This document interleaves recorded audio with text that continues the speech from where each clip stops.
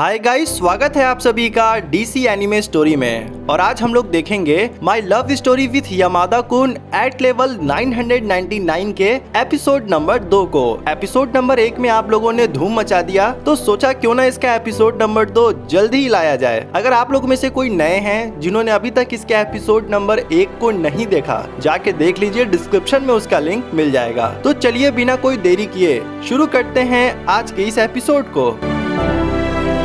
तो इस एपिसोड की शुरुआत में देखते हैं कि अकाने यामादा के बिस्तर पे लेटी होती है और यामादा अपने गेमिंग कंप्यूटर पे बैठकर गेम खेल रहा होता है। तभी वो किसी से बोलता है, अरे भाई तू मेरी प्रॉब्लम को समझ, मैं अभी अपना कैमरा ऑन नहीं कर सकता।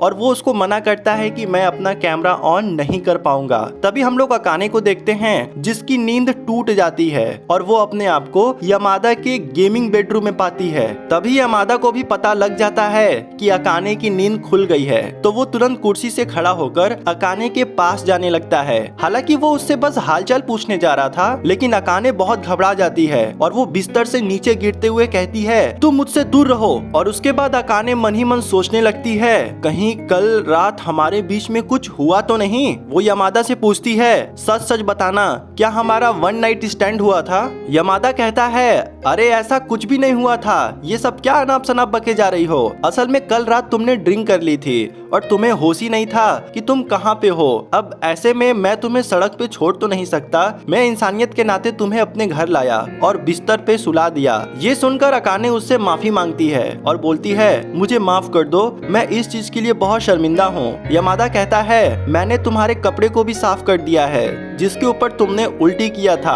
और रेस्टोरेंट का बिल भी पे कर दिया हूँ। इसके बाद अकाने वॉशरूम में कपड़ा लेकर बाहर चली जाती है। यामादा कहता है, जिंदगी रहा तो हम फिर मिलेंगे। अब अकाने वहाँ से घर जाने लगती है और रास्ते में जाते हुए सोचती है, मुझे विश्वास नहीं हो रहा है कि मैंने उस लड़के के साथ रात बिताया जिससे मिले हुए मात्र 3 घंटे हुए थे। मॉम, मुझे माफ कर देना। और उसके बाद अकाने घर पहुंचकर फ्रेश हो जाती है और अपने बेड पर लेटकर चेहरे का मसाज करने लगती है। तभी उसको अचानक से याद आता है, अरे मेरे गले में तो नेकलेस ही नहीं है। और वो उसे तुरंत ढूंढने लगती है। वो अपने वॉशरूम में ढूंढती है, वो अपने बेडरूम में ढूंढती है, यहाँ तक कि वो अपने मेकअप किट में भी ढूंढती है, लेकिन उसका वो नेकलेस नहीं मिलता। अब दोस्तों, वो नेकलेस आखिर अकाने के लिए इतना खास क्यों था? तो वो नेकलेस उसके एक्स बॉयफ्रेंड ताकुमा ने सबसे पहला गिफ्ट वही किया था, इसलिए अकाने उससे बेहद प्यार करती थी। तभी अकाने को याद आता है, कल यामादा ने मेरे कपड़े को अपने घर साफ किया था, तो हो सकता है वो नेकलेस उसी के पास छूट गया हो।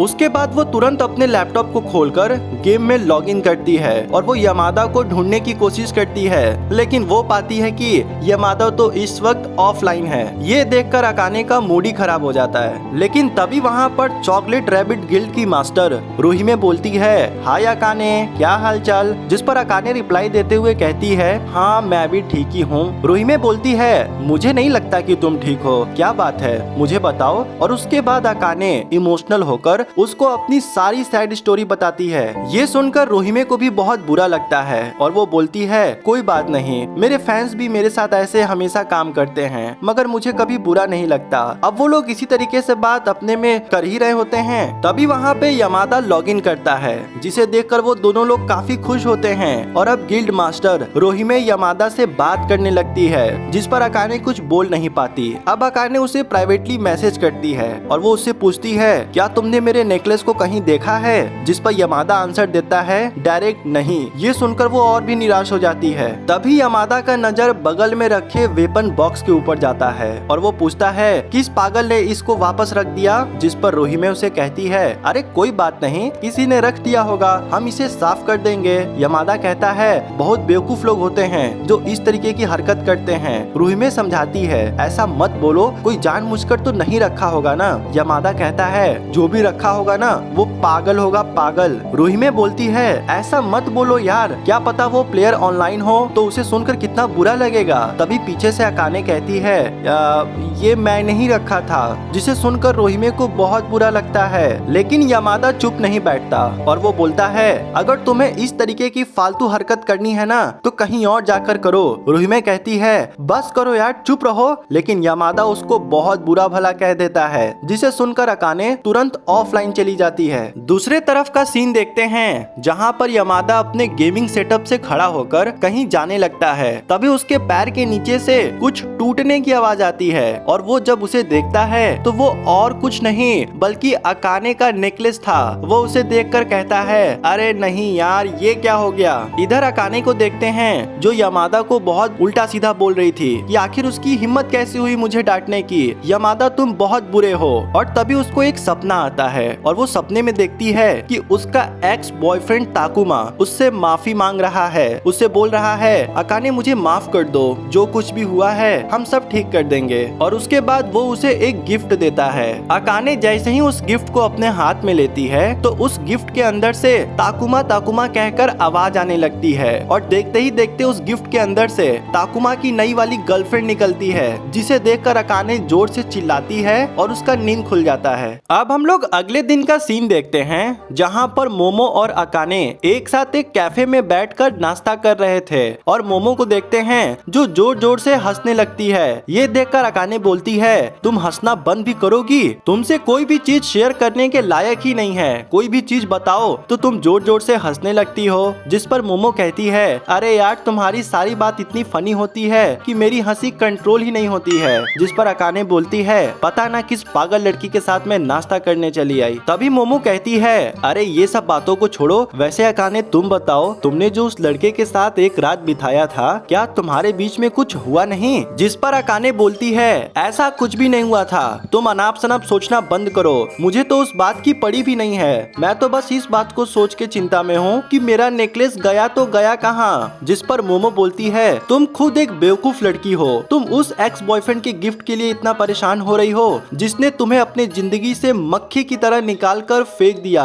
और ये बात सुनकर सीधा अकाने के दिल पे लग जाती है। अब हम लोग शाम का सीन देखते हैं जहाँ पर अकाने अपने घर लौट रही थी और वो सोच रही थी कि आज वो क्या करेगी, आज उसका रात का प्लान क्या है। लेकिन तभी उसकी नजर बगल में खड़ी दो लड़कियों पे पड़ती है, जिसमें से एक लड़की एक लड़के को प्रपोज कर रही थी। ये देखकर अकाने कहती है, बताओ ये लड़की कितनी छोटी है और अभी ये से बॉयफ्रेंड बना रही है, क्या बात है। वैसे देखा जाए तो मैंने भी एक बार ट्राई किया था, वो लड़का बहुत अमीर था लेकिन उसने बहुत एटीट्यूड के साथ मेरे को रिजेक्ट कर दिया। अब वो यही सब बात को सोचते हुए अपने घर जा रही थी, तभी उसको अचानक से यमादा की आवाज सुनाई देती है, जिसे सुनकर वो चौंक जाती है और वो जब मुड़ के देखती है तो वो छोटी लड़की किसी और को नहीं बल्कि यमादा को ही प्रपोज कर रही थी। यमादा कहता है, चलो ठीक है, मेरा टाइम वेस्ट कर रही हो, मुझे कहीं जाना है। और ये कहकर यमादा वहाँ से जाने लगता है। तभी अकाने जोर से बोलती है, रुक जाओ वहीं पर। जिसे सुनकर यमादा कहता है, अरे कौन हो तुम। तभी अकाने उसके पास पहुँचते हुए कहती है,